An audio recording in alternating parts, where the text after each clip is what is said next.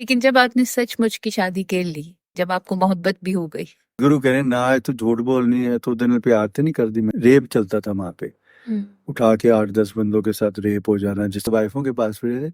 असल में ये तवाइफ कल्चर में हम चले गए। उसने तो वही तवाइफ बन के जिंदगी गुजारनी, जो बच्चे होने हैं उनके बाप का नाम ही कोई नहीं होना। क्यों निकली? घर से बस ये शनाख्त के दो रूप निकल रहे थे मेरे। राइट। यानी कि एक लड़का पैदा होता है, लड्डू बांटे जाते हैं, बड़ी खानदान को दी जाती है और लवाजमात सब होती हैं, वो भी हो गई। सारे मुतमईन हो गए कि हमारे घर लड़का पैदा हो गया। मगर जब मेरा जहन काम करना शुरू किया तो वहां पे एक लड़की थी जो अपने बहनों के साथ खेलना शुरू किया, तो बहनों से शुरू कर दिया। वो गुड़िया पटोले गुड़िया गुड्डे की शादी, उसमें सारा फोकस जाने लग गया। बचपन की एक खास उम्र तक तो इग्नोर कर देते हैं वालिदैन राइट। कि चलो आप खेल रहे हैं बच्चे, मैं क्रिकेट खेलने नहीं जा रहा, मैं गुल्ली डंडा खेलने नहीं जा रहा।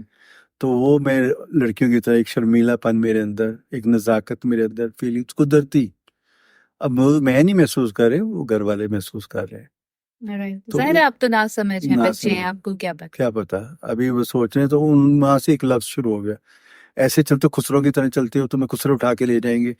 अरे अल्लाह, ये खुसरे कौन है? ये लफ्ज भी एक नया वहीं से घर से मिला। हमें क्या पता खुसरे कौन होते हैं, कैसे होते हैं, ऐसे होते हैं, वैसे होते हैं, ये मुझ जैसे होते हैं। बराबर दिमाग में बैठता गया, खुसरा खुसरा खुसरा। यानी लड़की नहीं कि तुम लड़कियों के साथ खेल रहे हो, तुम खुसरे, वो खुसरे का लफ्ज मैंने कहा, वो पूछने का भी नहीं कि मैं इनसे पूछूंगे वो कौन होते हैं, मेरे जैसे मुझे आपने बनाया है। बाहर वो भी थोड़े दिन हम लड़कियों के साथ जब मारे खानी शुरू कर दिए, पुणे मारना शुरू कर दिया, अम्मी नजर रखनी शुरू कर दी। अब घर के अंदर ही आप, मैं अम्मी के हाथ भी बटा रहा हूँ, आटा भी गूंद के दे रही है, उनके झाड़ू भी दे रहे, भाई तो नहीं कर रहे दूसरे। राइट। फिर वो स्कूल का मरहले आ गए, स्कूल के मरहले में भी यही, लड़के एक खास नजरों से देख रहे हैं, उस्ताद एक खास नजरों से देख रहा है, मस्जिद में मौलवी खास नजरों समझ से आती देख थी रहे कि हैं, ये खास नजरें, ये खास डिफरेंट नजरें है, है ना। बचपन से यानी कि समझ वो जो आने घर में लगती। बताया है ना, तो उसको दबाने के लिए मैं एक्टिंग शुरू कर दी ओके। कि भाई मैं ऐसे ना चलूं जैसे ये क्या है, मैं ऐसे हाथ मेरे ना उठे, हाथ के ऊपर डंडे पड़ते थे।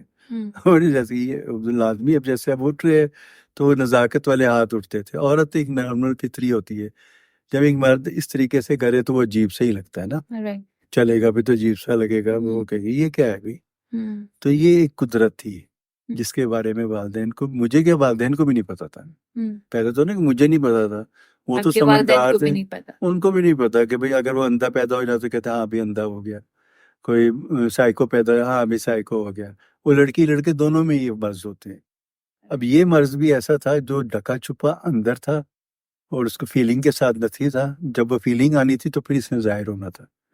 अब जब जाहिर होना शुरू किया तो उन्होंने एक्सेप्ट ही नहीं किया। किसी साइकिट्रिस्ट को दिखाए, वो बाबों के पास जावे, तावीज़ वगैरह, हमारे मुल्तान शहर था, तो अम्मी ने तो ये काम शुरू कर दिया मेरे साथ। राइट। कभी तावीज़, दाम दरूद, ये वो मेरा अजीब सी मेरी जहनी कैफियत वाकई साइको टाइप की हो गई। अब उसमें वो बैड नजरें भी चल रही थी साथ साथ। अब आप एक देखें ना, छोटी उम्र के अंदर आपका अब्यूज हो जाए और आप उसको बताएं और आपके बताने पे घर वाले उसको छुपाएं, यानी कि वो यहाँ पे तो आपके रोजा टीवी और अखबारों में सब में जैनब के साथ रेप हो गया, छोटे 4 साल के बच्चे के साथ रेप हो गया। और मैं वो बच्चा नहीं था कि जिसके ऊपर शोर मचाना था। मेरा रेप हुआ तो मुझे, मेरा भी तो शोर मचाते, मुझे तो चुप करा दिया कि ये नहीं बोलना, ये बात नहीं करना खानदान में, और खानदान के अंदर ही रेप हो रहा है। अभी बाहर तुम निकले ही नहीं ना कि गली मोहल्लों में कहीं फिर रहे हो तो हमें किसी ने पकड़ लिया। खानदान की बदनामी ना हो। खानदान की शादियां अटेंड कर रहे हैं, खानदान की शादियों में फिर वो सेपरेशन है, कोई उधर सो रहा है, कोई उधर सो रहा है, कोई इधर हो रहा है। इस तरीके से चलते चलते चीजें वो छेड़ा छाड़ी शुरू हो गई। वो छेड़ने के ऊपर भी सबको इतराज, वो कहते ये हमारा नाक कटवाएगा, ये हमारा ये है, वो है, फला है। अब मैं समझ, वो डिप्रेशन बढ़ता गया। मैं कर कर आगे मैट्रिक तक पहुंचे हैं। मैट्रिक में स्कूल जा रहे हैं तो भाई कह रहे मेरे साथ नहीं जाऊंगा, वो भाई पता नहीं क्यों नहीं जाएगा, वही 4 घर। अभी मैं भी, मैंने कह रहा मेरे वालिदैन ठीक कहते हैं, मैं लड़का हूँ, मगर मुझे वो बचपन में मंगनियाँ वो भी हो गई हैं। फुप्पी के घर से, खाला के घर, जी ये जी वो जी। अब वो सारे तो एक दूसरे के साथ उस फीलिंग से मिलना जुलना, तो मैं कह रहा ये क्या है, कोई फीलिंग्स ही नहीं है। वो सिवाय माँ बहन और सहेली के अलावा कोई फीलिंग्स औरत की नहीं आ रही। भाई मेरी बीवी भी हो, मेरी ये भी हो, ये कह रहे लड़का है और ये है, वो फीलिंग्स सोच होनी चाहिए ना। वो एक उम्र आ जाती है जब आप शैबत की उम्र पे पहुंचते हैं, तो आपको फीलिंग और जिनसी जज्बात उभरते हैं आपके। उन दिनों में फिर सब और सख्त निगरानी होती है। उन दिनों में तो हमें घर से बाहर निकाल देती जब ये वक्त आता है। राइट। और बाहर जिनसे तो दरिंदे फिर रहे होते हैं, हाँ, अच्छा सॉरी प्लीज। बाहर जिनसे दरिंदे फिर रहे होते हैं। स्कूल जाओ तो मास्टर साहब भी हाथ फेर रहे हैं। एक नॉर्मल बच्चा ना, आपको पता है मस्जिदों में मौलवियों के साथ क्या क्या सीन बच्चों के आते हैं। तो उनमें से एक ऐसा बच्चा हो तो उसने तो बोलना ही नहीं ना कुछ। वो तो बोलेगा बदनामी है कि तुम ही ऐसे हो, तुम्हारी वजह से ये हो रहा है, तुम्हारी वजह से। हालांकि मेरे मस्जिद में, मुल्तान में, जब मैं उस मस्जिद में जाता था, वहाँ मेरी कजन ने रंगे हाथों पकड़ लिया मौलवी को मेरे साथ बैड हरकत करते हुए ना। वो मौलवी निकला भी वहां से, राइट। यानी कि वहां से मौलवीदारों ने उसे निकाल भी दिया। ये वाकया तो मेरे घर के लिए एक बहुत बड़ा तूफान हो गया। भाई सारे मोहल्ले को पता लगा नदीम के साथ वो ऐसी हरकतें कर रहा था। यानी कि अभी टच टच था, बैड टच थे।